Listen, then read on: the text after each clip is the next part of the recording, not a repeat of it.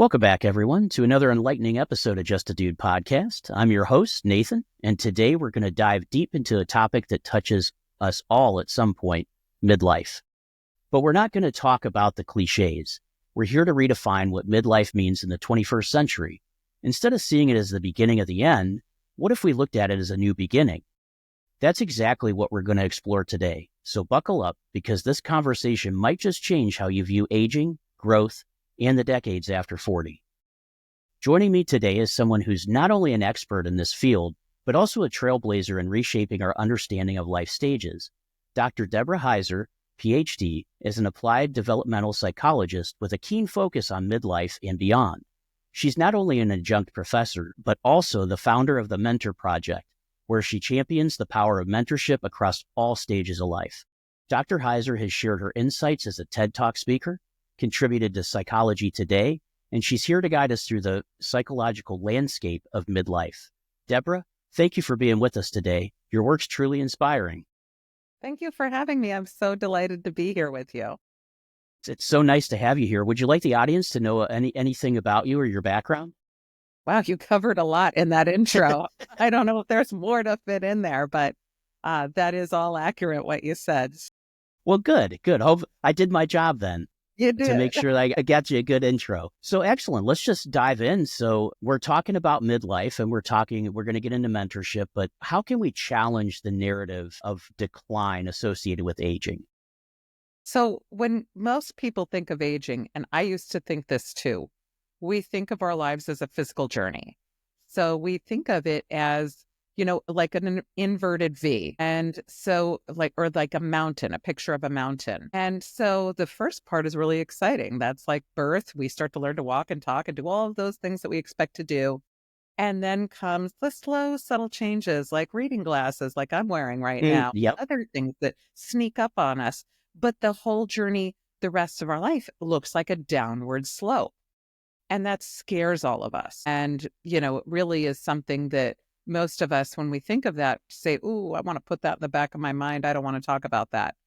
But what no one talks about is our emotional journey. And that's really exciting. It starts at the same time as our physical journey, and it goes up and never declines.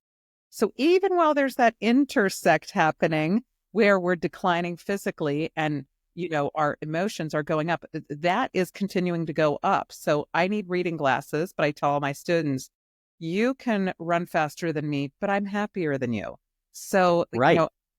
We can, I don't mind that I need reading glasses. I am thrilled, though, that I know who I am. I know who my people are. I have a loving group of people around me, and I have passions, and I have all of these other things that we strive to do when we're in our growth spurt phase and figuring out who we are. Once we get there, it's nice. It's kind of like riding on a nice, smooth train that's really lovely. Yeah, that's awesome. And then this journey, so you focus on midlife. So for our listeners, what age frame, is there a specific age frame that we would say is midlife? Yeah, really 40 to 65. I'm there. All right. Yep, I'm Welcome. there. So yeah, thank you. So what was your journey to your professional journey towards focusing on midlife psychology? So it started with aging, not midlife. And what happened was I had a grandma who I used to visit all the time when I was like 20, and she was super fun. And when I would go to visit her, I didn't have to pack anything with me. I would just go and stay with her, and I could even wear her clothes. They were all, appropriate for young people even. So she was that kind of grandma. And I went down once and she wasn't. She was disheveled. She was angry and irritable and not herself. And it was so jarring to me. And I said to somebody at the independent living place, there's something wrong with my grandma. And they said, don't worry, we're going to fix her. And I was like, what are you talking about? Right. Well, she's depressed. She's taking a medication that they gave her for her COPD, and it's not working right for her. We're going to change it. By the time you visit in a couple months, she will be better again. She'll be back to herself. And I didn't really know what depression was. I didn't know anything about any of this. I didn't know what a psychologist did or anything. But when I came back, she was better, really better. And so I said, I want to fix grandmas. That's it. I'm going to go into that field. And that led me into doing research. And, I got my degree and started to look at all of the things that I thought could affect grandmas, like depression, Alzheimer's, frailty, all the things that scare us. And that got me into that. It wasn't until I talked to, and I was really successfully doing that. It's like the killer of every cocktail party. Like no one wanted to talk to me because I was like, let's talk about end of life. And they're Right. like, no. Hey. Yeah. I could see how that would be a topic that people might want to avoid. Exactly. So I did not quite realize that. And I went to a dinner party and I was so thrilled to be able to tell everybody all about everything I did.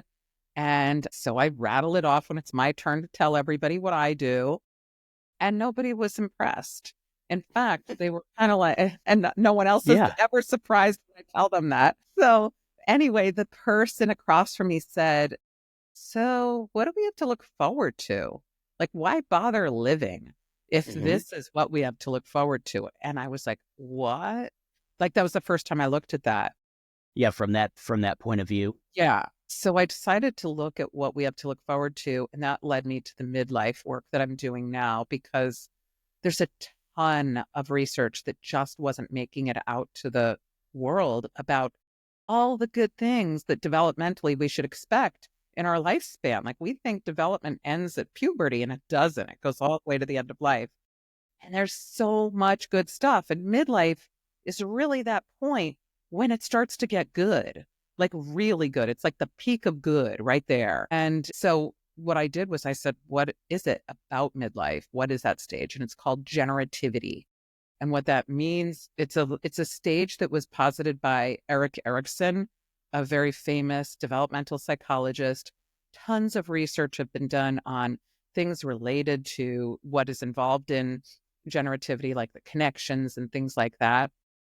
But really, in midlife, we're built, like biologically built, to want to give back to others. And when you're 30 or younger, you think that's crazy.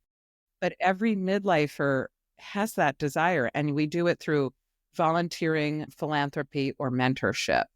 And it's a way that we can, we've been grabbing and pulling and putting stuff inside of us, and we're like Tupperware. We need to open the lid and let it out and let the world know, hey, I exist here. I matter. I mean something. And it's like a legacy, but it also gives us a sense of purpose and value and validation and all of those things that we really need. And when we engage in it, it gives us that. It's like a natural high.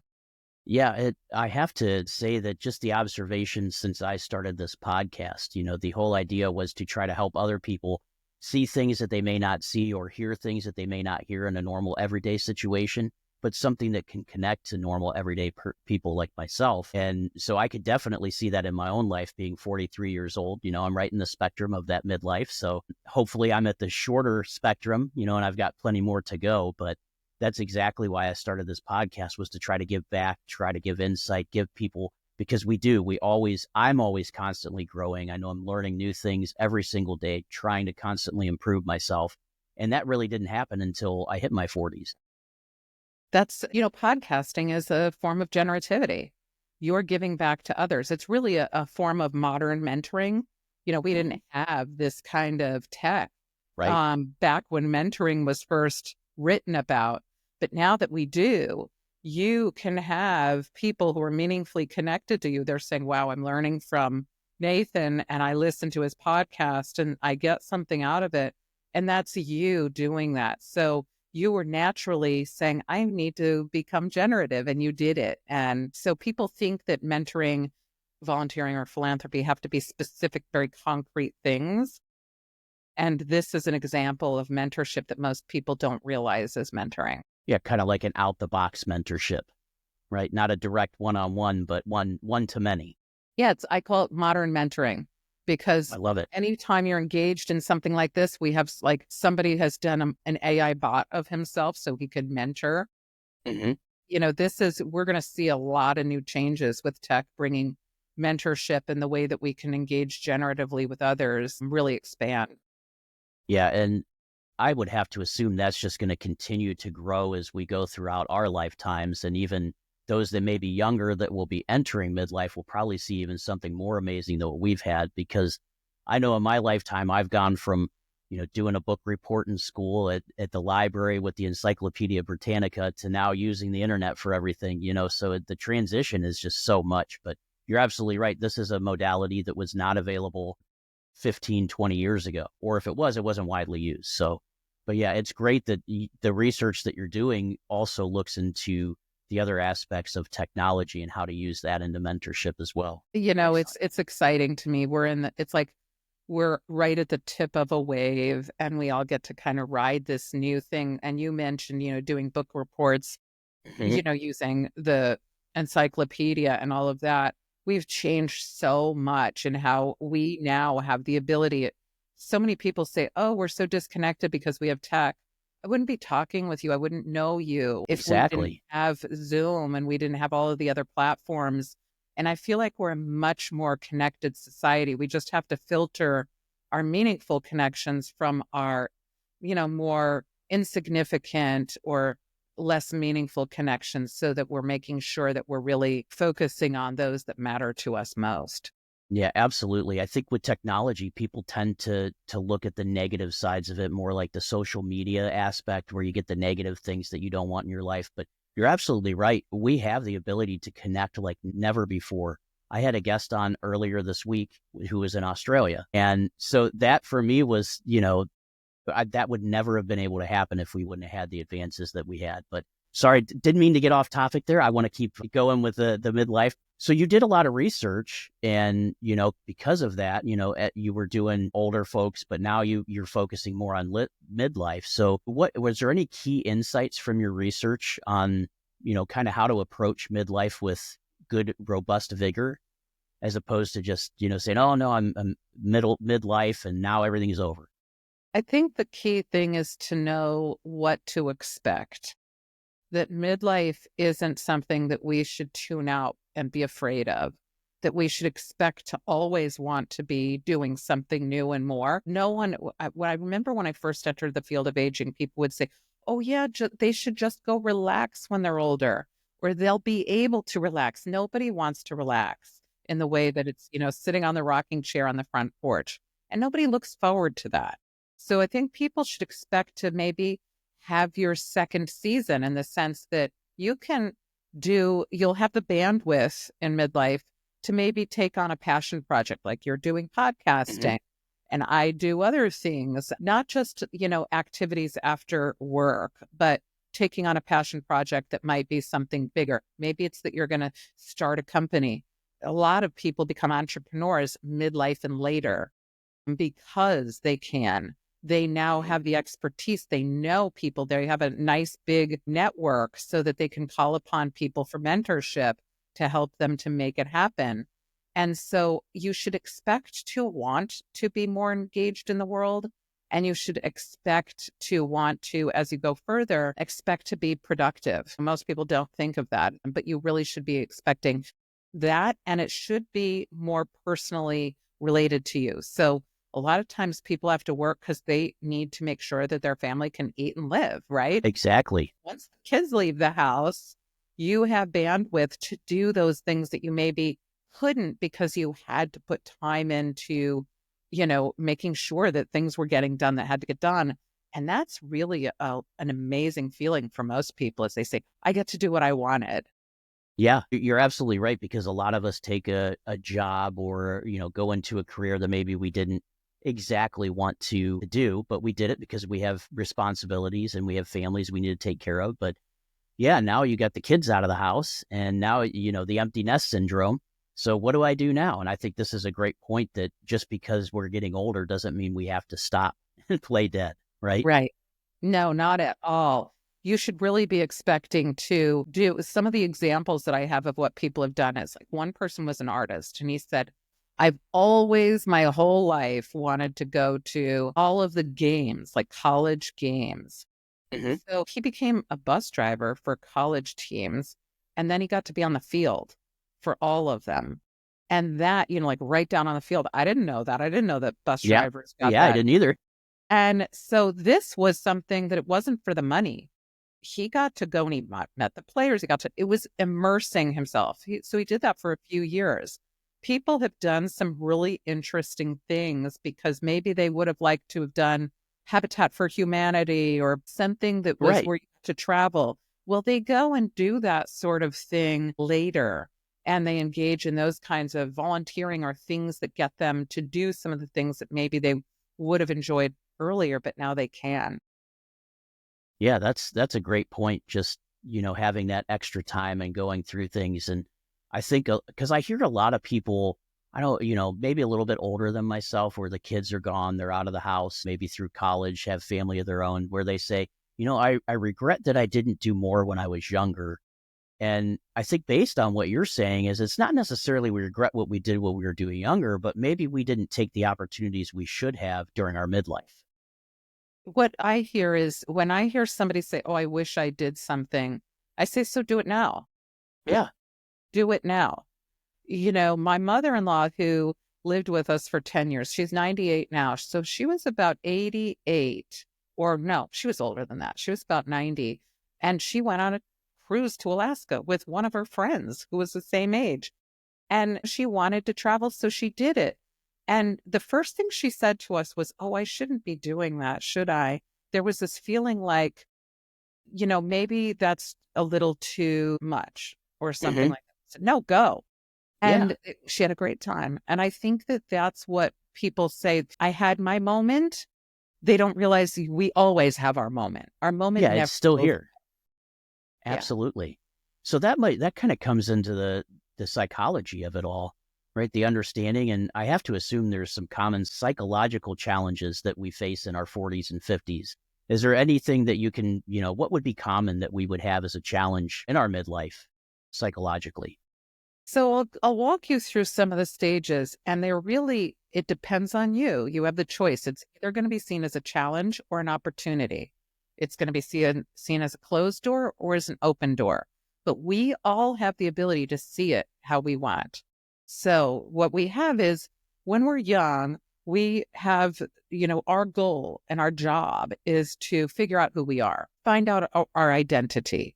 And that's everything. This is like why if we think back to our teen years and early 20s and stuff, we wouldn't necessarily trade it because that was a time of a lot of angst. You're trying to say, Absolutely. in the right path? Am I doing the right thing? Am I going to get that job? Am I going to get the house? Am I going to get the car? Am I going to blah, blah, blah, blah, blah, on and on. And so while we're figuring out our identity, we're surrounding ourselves with tons of different people. And then what we do is we sort of move into a new phase where we're getting more intimately connected with people. And that means that we're sloughing off some of those superficial friends, right? We're not spending our time with a lot of good time Charlies. We're spending our time with all the people that matter because our time is tight now. Now we may have found somebody that we really care about. We have that job. We don't have the time to spend doing what we were doing. We found that niche. Now our job from there is to move into the stage of generativity. This is the midlife stage. Now, some people will say, well, that's a challenge. Each of these stages is a challenge, but some people say, hey, I'm going to dive into the deep end and this is great. Right. Wide open Yep. door. It really depends on how we perceive it. So generativity is where we say, ooh, I now have entered the time of my life where I can put a piece of me into the world. And that means that I'll get to know that if I give you, Nathan, some information that you find valuable, that you say, yay, I'm going to incorporate that into my world, that I am relevant now. I matter. My world means something. It's not just that. So it's work, but it's also all the culture and values that we have in our home life. So every holiday that you have experienced things that didn't come out of a box, it's all of that. So this is the time when we're saying, who do I want to give my information to and my expertise and my values and all of that? And how do I want to do it? Do I want to volunteer? Do I want to mentor? Do I want to do it through philanthropy? Or do I want to shape a program? I'm going to donate money and shape a program. Do I want to volunteer? I've always enjoyed giving back and making sure that things are working. Do I want to mentor? Taking a piece of me and moving it to the next person. We usually do all three.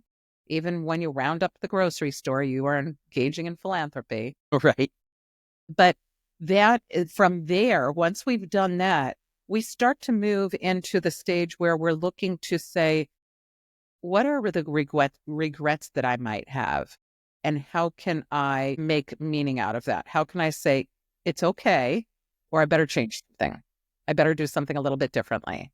So, one of the best examples of this and how it looks is actually a movie we're all familiar with. It's Charles Dickens' A Christmas Carol, Scrooge. Yeah.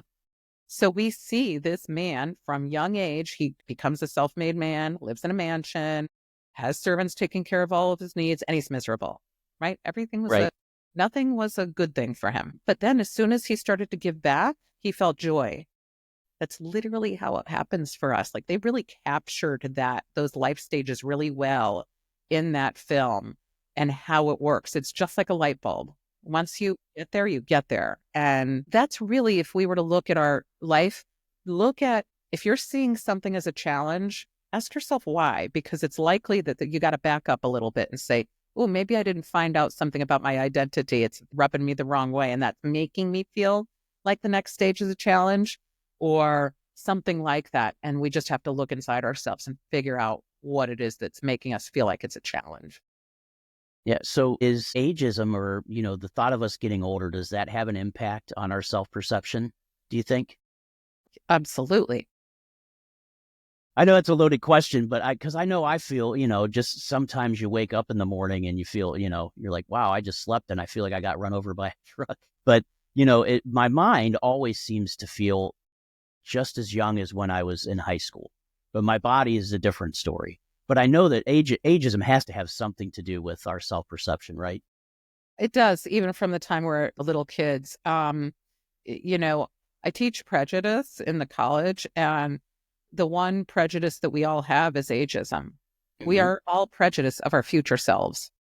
We're all like, if you want to look at the most pervasive one, that's it.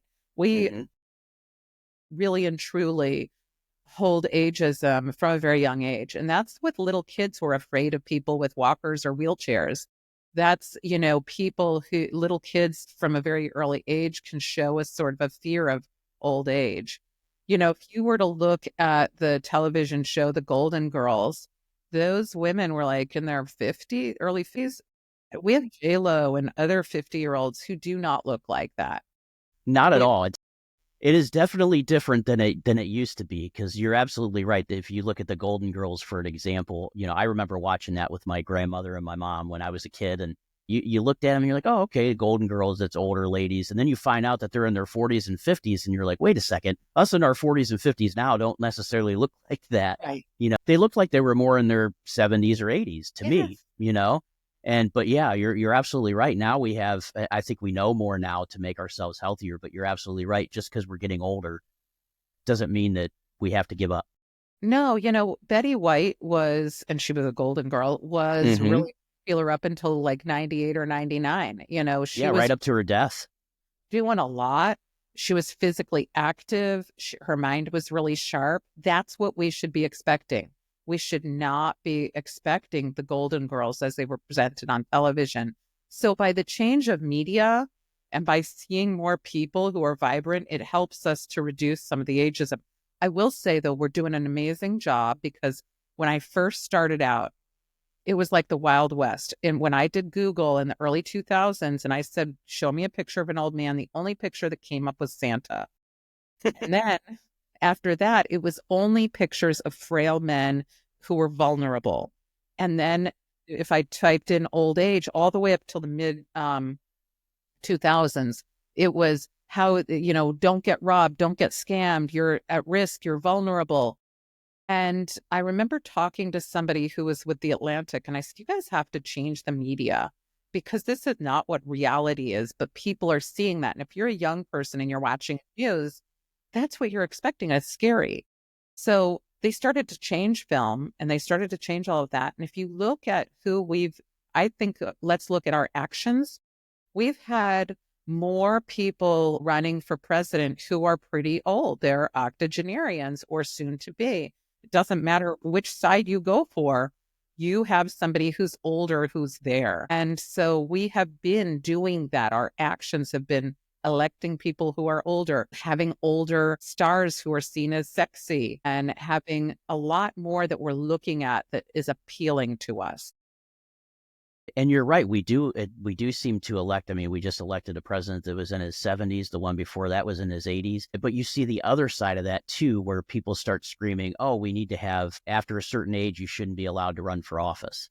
So you hear people saying that at times too. But I think you're absolutely right. Age to me is just a number, and not everybody ages the same and has the same impacts on their lives. So to make a blanket statement and say, hey, someone in their 70s can't run the government, or someone in their 80s can't, I don't think that that's an accurate truth. There might be one or two people that can't, but not everybody. It shouldn't be a generalization. I agree. And I think that a lot of people do agree with that, because they wouldn't have elected somebody who's older right now. So I think that our actions are always speaking louder than our words, and we're moving into a less ageist society.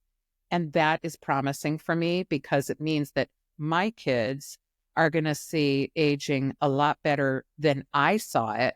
That, 40 and 50, like you're done for. Exactly. That's kind of how I saw it growing up too, is you hit the 40s, 50s, you're done for. But now that I'm in my 40s, especially, I see that I don't think that's the case.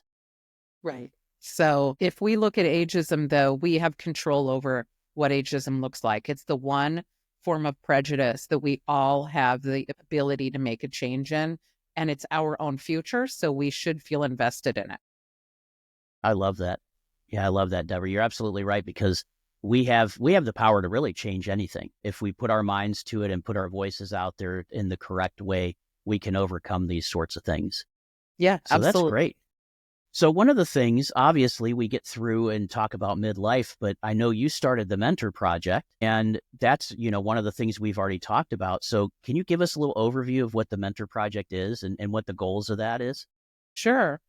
So we're a mentor-focused organization. Most people think of mentoring as a mentee-focused thing, like help me get my career going.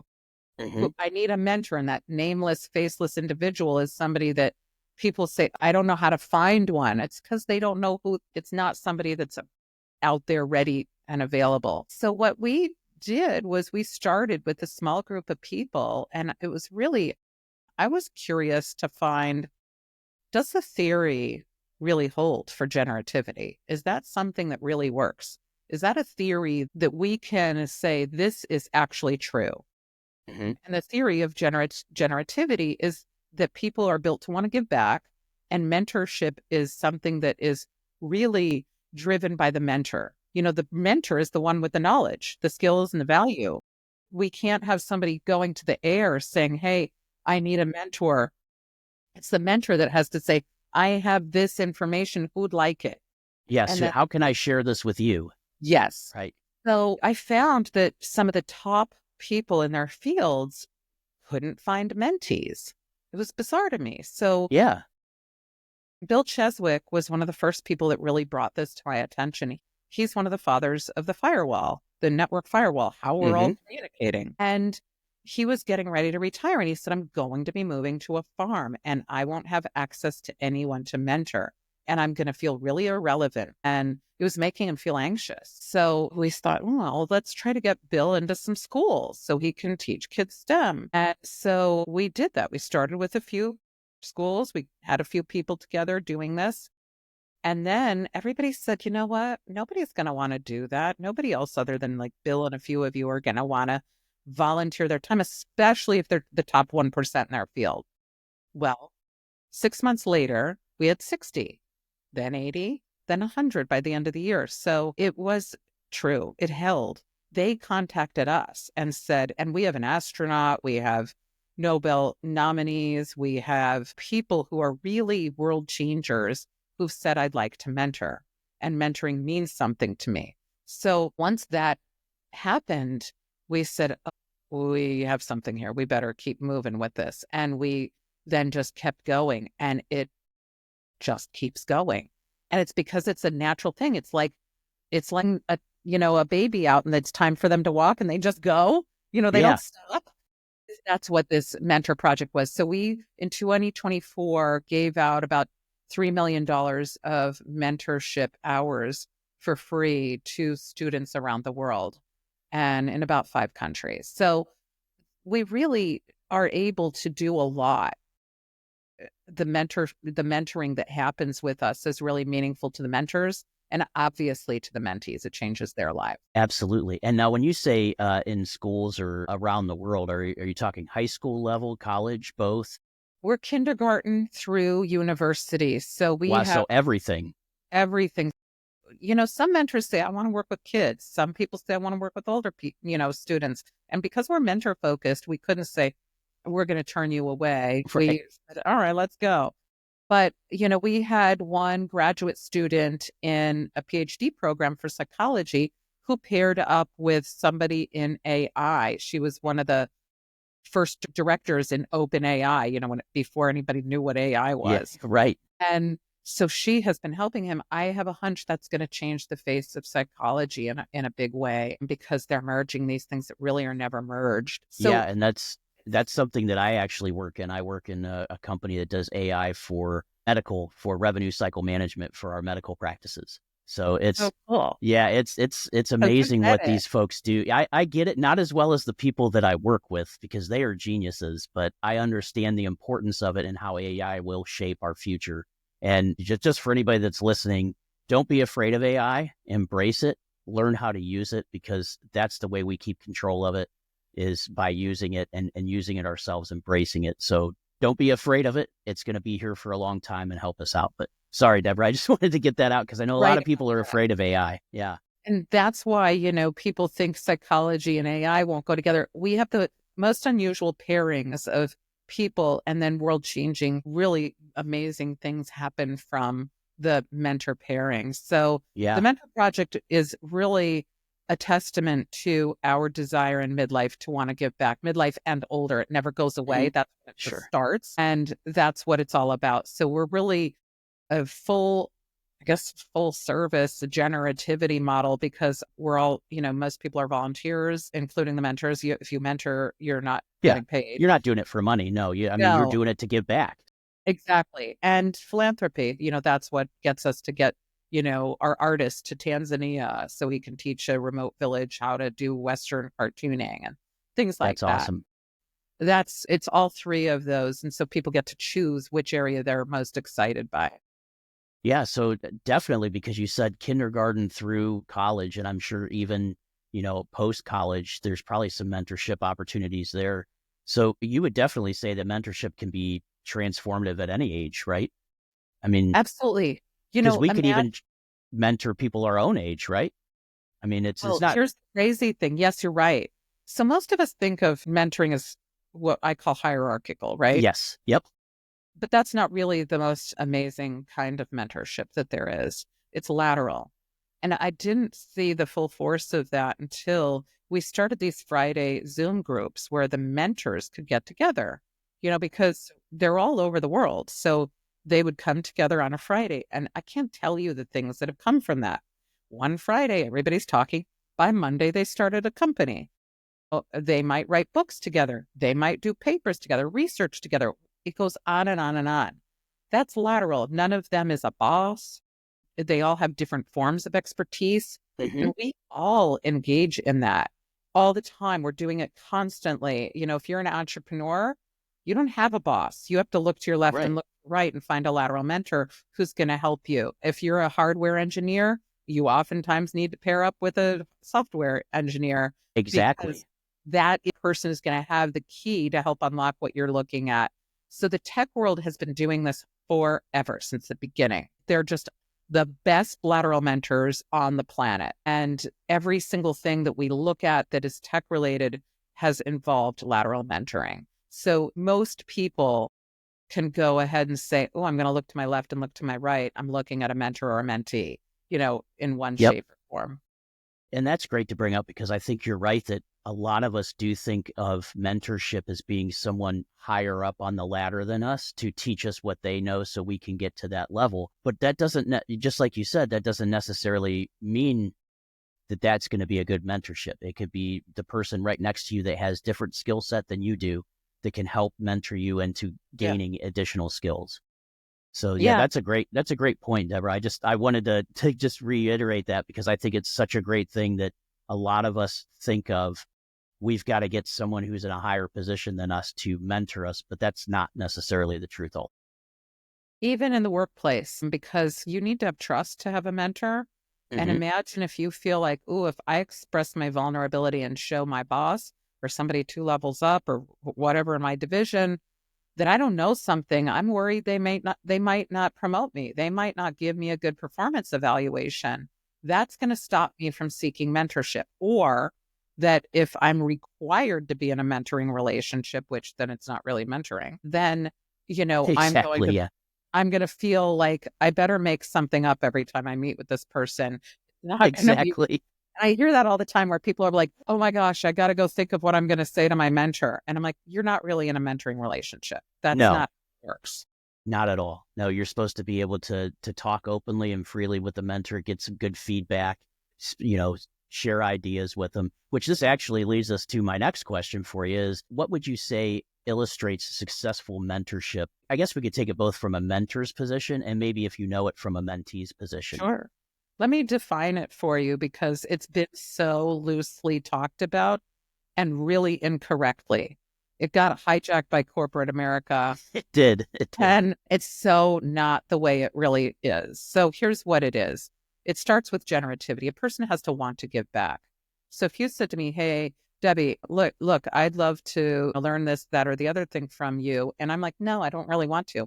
That's not mentorship, right? I have to want to give it back and you have to want it. So as the mentor, I have to say, I have this, I want to give it back. And it has to land on somebody that wants it. So that person has to say, yay, that's just what I've been looking for. That's the first thing.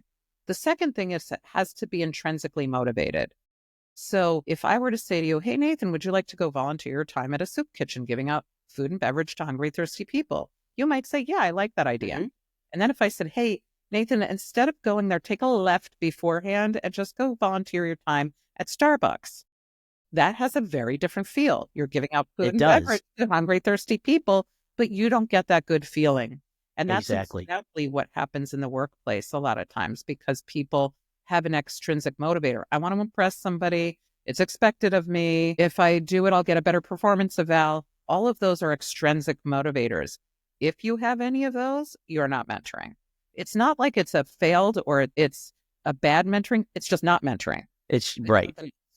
Then the next thing is it has to be a meaningful connection. How often do you meet somebody that's just a lovely person, but they're not your person? You're like, oh, they're nice. I'll talk to them, but I don't want to hang out with them.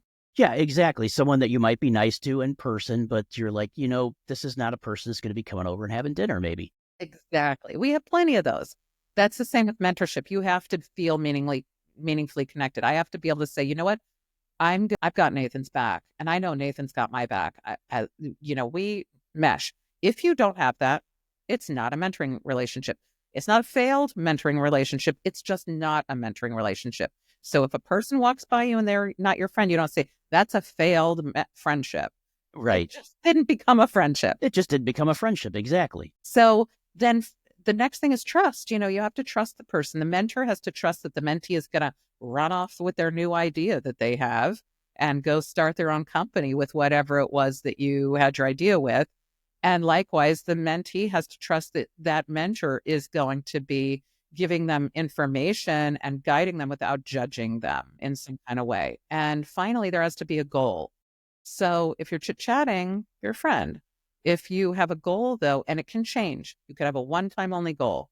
Hey, can you help me with this problem I need help with? And you could say, yes, you just mentored me. It could be one that changes and evolves over time. And it could be a lifetime of mentorship with several different goals. But the mentor and the mentee are always together. There's never like the bad, toxic mentor and the good, kindly mentee. That's not mentorship. There's no toxic mentorship. Then it's just not mentorship. Yeah, it sounds like some type of forced relationship at that point. So they're always together and their goals are the same.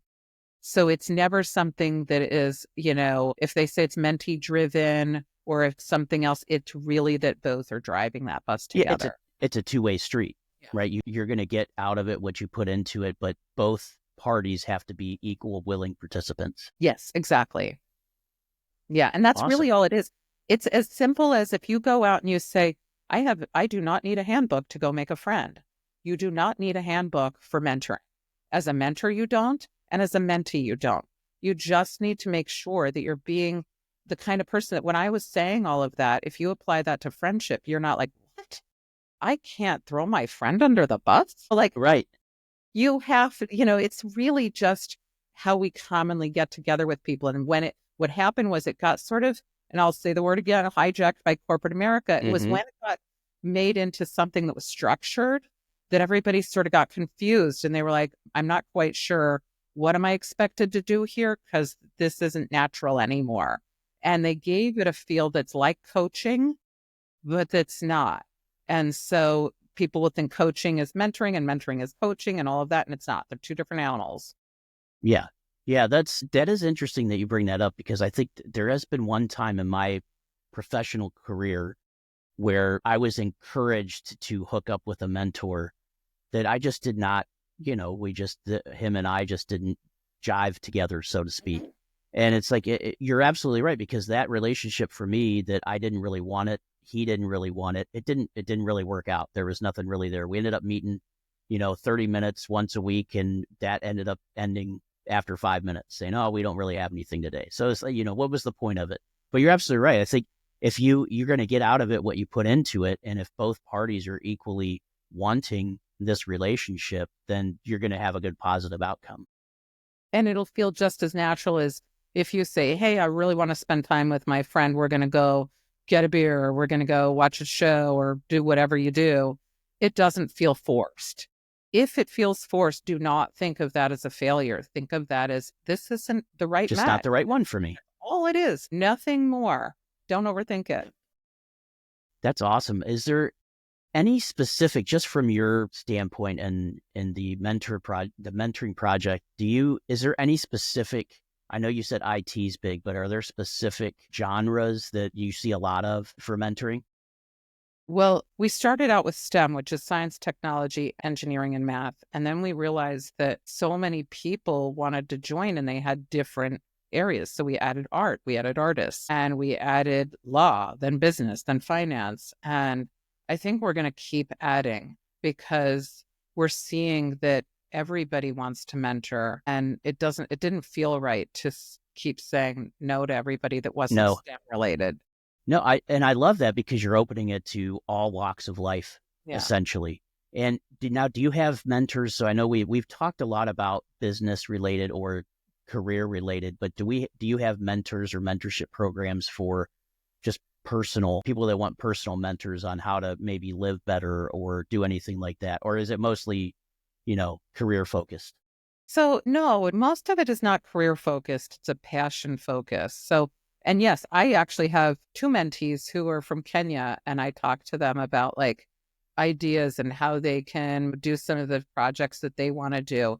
It isn't career as much as it is like they want to do some of the things that I might be able to say, what would happen? How would it look if you went down this road versus this road? And I'm really letting them see what they might like because I have done it. I've been there. I can help to give them, here's what it might look like this way or this way. Do either of those look appealing to you? And then that eases their mind, because if we all look back in our early days, half the stress was, am I doing the right thing? Right. Yes, there are mentors that do that. But, we have mentors who are mentoring in art, how to cartoon.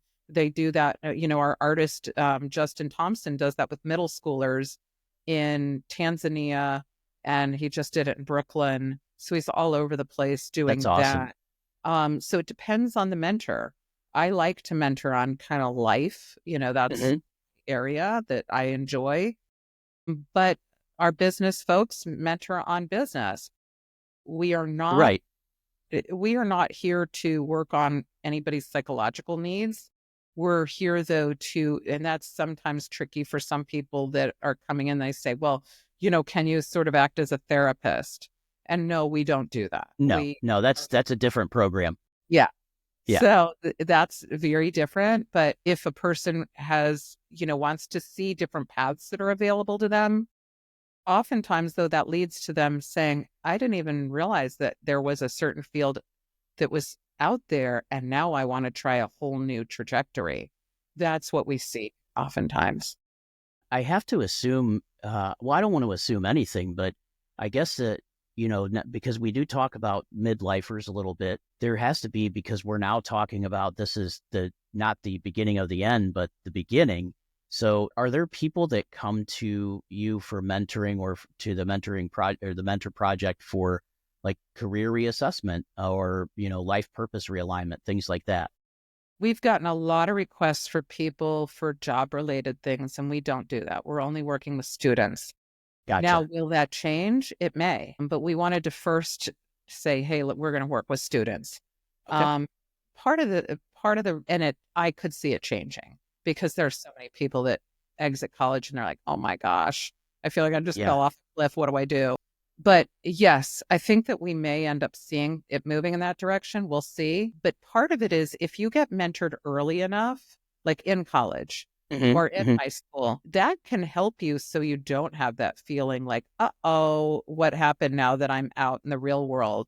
Because no one's there. You don't have people around you to sort of get you through it like you have. Here's how you get through all your classes in college. Exactly. Yeah. Welcome. So It's welcome to the real life now that, there's no classes every day. You don't get summers off. You got to work the rest of your life. But yeah, that's, and that's a good point because when we get out of college, of course, we feel like, oh, I've accomplished this great thing. And then we get into a work field and we're like, I realize I probably don't know anything. you're so right. And somebody was just bringing it up that they really wanted to get mentoring for adulting. And I thought, you know what? I would have liked that myself. Yeah. You think about too, how many things in our lives, just our everyday lives, that we had to figure out on our own that weren't taught to us or, weren't given it. And we just had to, and that would come in handy. With the mentor project, how would someone that's searching for a mentor, how would they get in contact with you and your group? Super easy. You go to mentorproject.org, you click the button, become a mentee, and off you go. Nice. That's And it. now what about for mentors that want to maybe join your program? So if people want to join us as either a mentor, a volunteer, or to engage in philanthropy, like help to raise funds to do things, you click the contact us button, and people do this all the time, and one of us gets back to you. Awesome. And I have to assume there's some type of vetting process or Yeah. yeah, Yeah. you're just not just going to Right. say, okay, Nathan, you said we want to be one. We're going to make you one. Oh yeah, no, Exactly. mentee, it's easy. You click a button and off you go. But for the mentors, no, they get a background check. They meet with a psychologist, they meet with somebody else. We also have them fill out ridiculously long forms. Volunteers, they don't have to do anything really. And people who are doing the fundraising don't so much either. We do make sure though that people get vetted if they're going to have any contact with a student.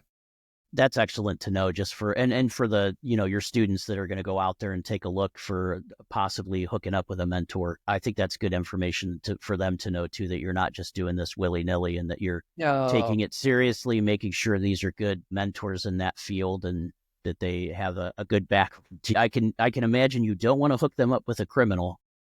No, And that is not an option for mentoring. no, we're very fortunate that somebody, her name is Jennifer Snow. She is a retired lieutenant colonel and she was an intelligence officer. And she was like, you need to make sure that this is unbelievably tight. So she was the one that did our onboarding. And I was like, oh, who's going to ever want to fill out all of that? But people do. And you know what, they should. And if you are really afraid to take a background check, well, then maybe it's not the right thing for you. Yeah, you might want to try something different. If you're Yeah. afraid of that background check, then maybe just skip that contact form. Yeah. Yes. We want good people to be mentors, especially for our young folks. So not saying that For people anyone. out there are bad, but yes. No one wants somebody who has nefarious things in mind to Yep. be somebody you're paired up with. Excellent. So moving from the mentor project and kind of going back to midlifers, is there any type of advice that you would give to some folks, even like myself, like yourself, that, are getting into that midlife, just to maybe for outlook on life or ways that we can maintain a good physical health while embracing our aging process?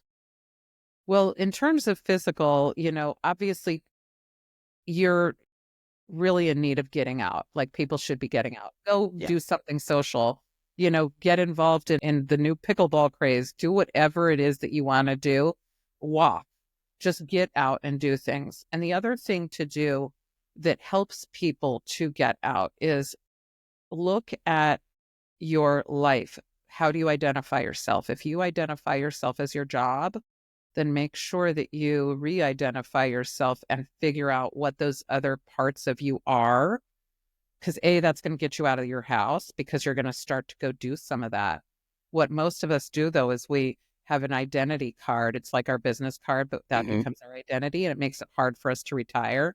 Then we feel like everything about us just left, and makes transition difficult. That's where challenge comes in versus opportunity. So start assessing right away. What is it that I think of myself? And I have to do this myself. Like somebody was like, tell me about yourself. And I was like, I listed off all my stuff. And really, when I look at my identity as a real human being in midlife, I'm a mom, I'm a wife, I have my friends, I play pickleball, I'm a person who gives back, I'm passionate about making sure that people understand about ageism and other things like that. I can go on and on, all non-job related. Now, when I have that, like tonight, just before I got on here, I joined a board of a local organization that has to do with aging. That is, that's part because it's identity related. I believe it. That You gets put so much of your life into that. So when we do that, it'll automatically make you more involved in your community, and it'll make you more meaningfully involved with whatever aspect it is that you enjoy. And I guarantee you're going to get more active physically. That's awesome. Is there any advice you would give to anyone, like how to foster new relationships or strengthen existing, especially for maybe from the point of view of that person that, their job is their identity?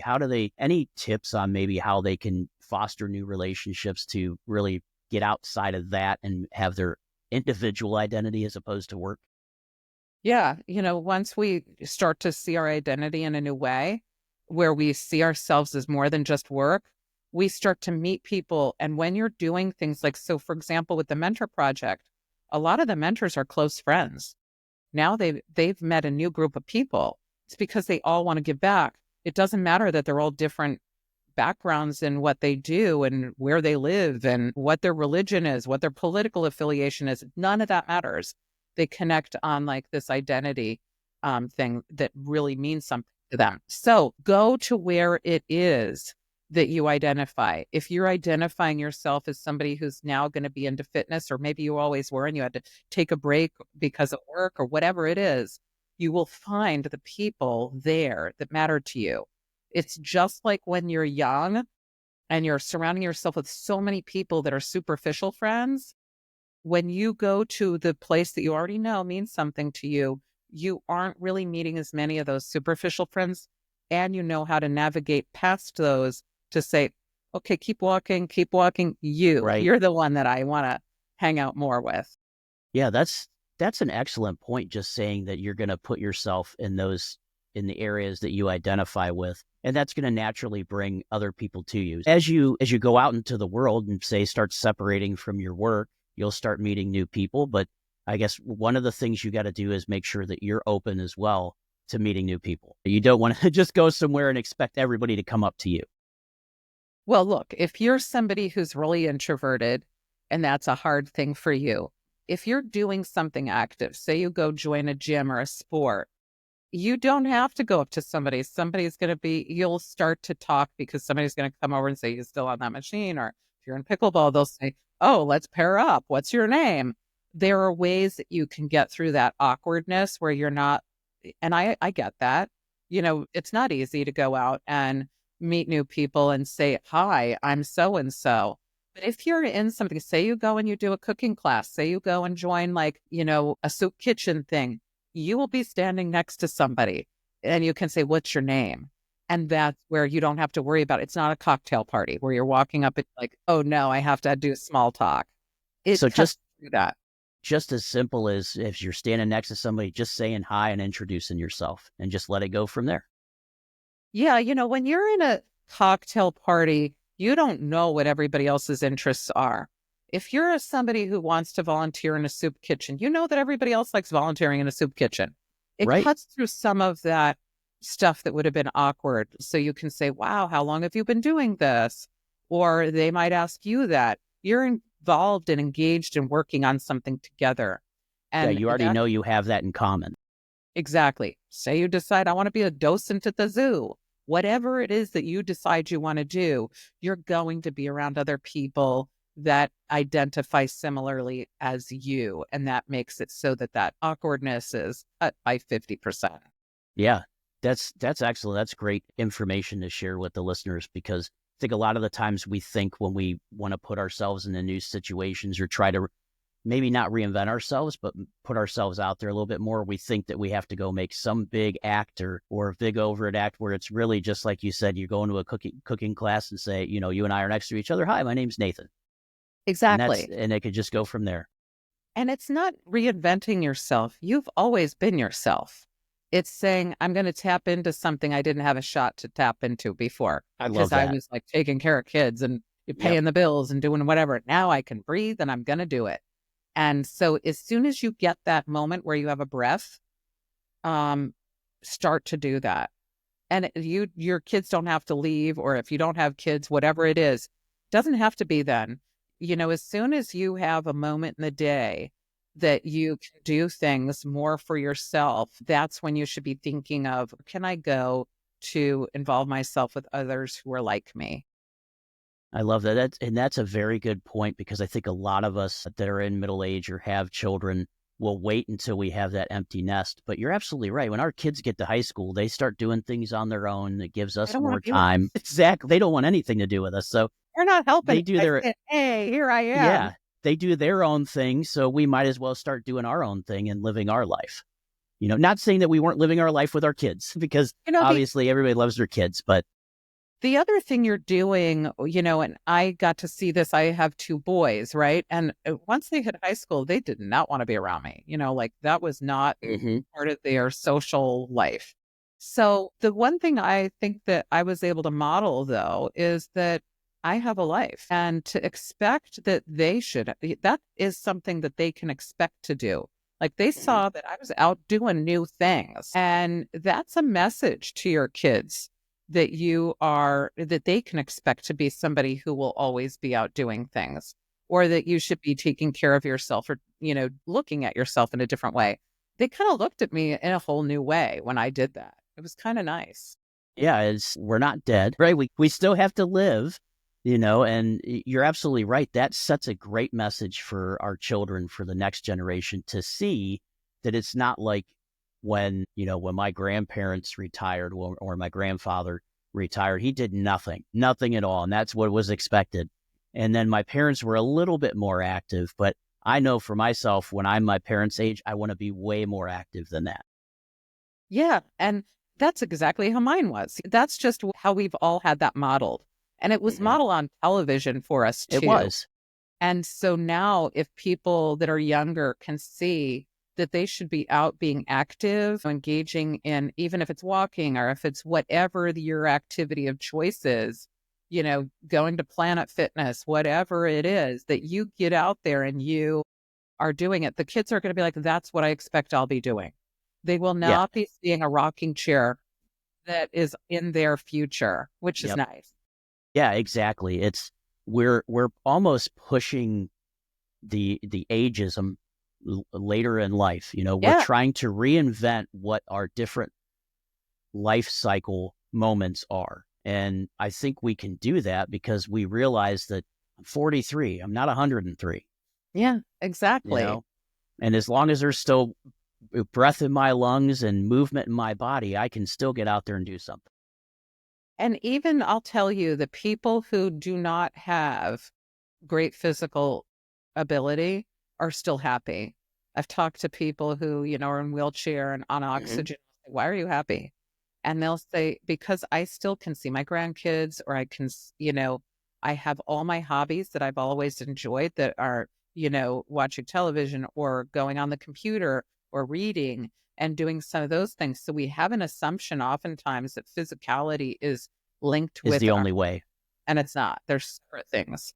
I love doing this podcast and I just sit here for it. So I don't really need anything physical, but this is something that I could do for years to come as long as I still have the will and still have the love for it, and that anybody could do, really. It's so great to hear your perspective and, to really tell our listeners and people that you interact with daily that just because we're at midlife doesn't mean this is the beginning of the end. This is the beginning of the future. And I just love the fact that, you're pushing that out there. You're pushing people to, I don't want to say pushing, but encouraging people to be mentors for those that may be younger. And it gives us all opportunities to see other things we can do as we get older and get more time in our life. And I love that. I wanted to tell you that I thought that was it was very encouraging to me to see that I didn't have to just sit here and get older and just die. I mean, I knew that already, but it's nice to hear it. Yeah, it is. And none of us want to do that. We want to live life to the fullest until we're not living anymore. And look at you. You naturally did that. You were like, here's an opportunity. I'm going to podcast. And it's something that's built, that you're built to do it. And now that you know that you're actually mentoring, the people who connect and listen are people who are, a mentee. They're at taking in your knowledge and wisdom and how you're giving it out. And that's going to live on in them. It's and go on to somebody else. It's just was it a heavy lift? It's not. It's more like exciting, fun to do it. It is like, the hardest thing is it's just time consuming. But other than that, it's extremely easy. And I look at it this way too, now looking from the mentoring mentee, I get to have you on, Deborah, and you get to mentor me in knowing that I don't have to live the rest of my life just getting old. So I look at these opportunities to grow myself and grow the listeners. And I just appreciate everything that you've said tonight, because I think this is something we need more, just like you said earlier, that, the media needs to change the impact on ageism. And we really have the opportunity to say that age is really nothing but a number. Yes, that's true. That's all it is. We are developmentally built to move and grow and develop, and physically or not, our trajectory is always on the up for our emotions. That's really all we need. When we have a kid and we are young, no one says, I hope my kid will grow up and run fast. We say, I hope they're going to be happy and healthy. Exactly. And we should be expecting much better health than our parents, and we should be expecting to be happy. So we should be expecting just what we wish for our children, for ourselves. That's perfect point. I couldn't say that better myself, but you're the expert. But no, I do. I appreciate it. Deborah, is there anything else that you want the audience to know, or any other items that we didn't talk about? I would like to say that if somebody's interested in mentorship and how it came about and what they should know more of, I did write a book called The Mentorship Edge, and it's out in every format. So if you don't like to read, it's on audio and Kindle and every other format. But I would like people to know about that, because I really am hoping that while we reduce ageism, that as part of that, we really get people out and active and doing whatever it is that drives our passion. Excellent. Are there any other projects or any other books or speaking engagements that you have coming up? No, just that one book. And that's about it for now. Trust me, that's enough. Yeah. If you could write a book, I'm telling you, you're way better off than I am. Do you have a website for yourself, Deborah? Yeah, it's deborahheiser.com. So a person could find me there. I'm on LinkedIn. I write for Psychology Today. I have a Substack called The Right Side of 40. So people can find me. And, if you have questions, ask. I love to be able to, really engage with individuals who want to learn more. Thank you about your book. And, all your information will be posted on my website as well under your guest profile for our show guests. And please check out Deborah's book, check out her website and her Substack. It's just, I got an opportunity to read some of the information that you have out there beforehand. And that's one of the reasons why I asked you to be on the show. And I'm so glad that you came. I'm so glad I got to meet you. You're an awesome guy, and you're not just a dude. You're an awesome guy. Don't lie. Don't tell it. People will get, thoughts now. No, I'm kidding. But yeah, Deborah, anything else before we depart? Any last words for the listeners? Yeah. Look left and look right. You're looking at your next mentor or your next mentee. I love that. I love that because you're absolutely right. We don't have to look up. We can look left and right. And I love that. Well, excellent. Thank you, Deborah. I really appreciate your time. I'm glad that you're being here. You're welcome back anytime. So you get a new book, you get some new ideas, you want to talk to the audience, you let me know. We'll have you back anytime you want to come. Well, thank you so much for having me. All right. Thanks so much, Deborah. You have a great night. Well, there you have it, folks.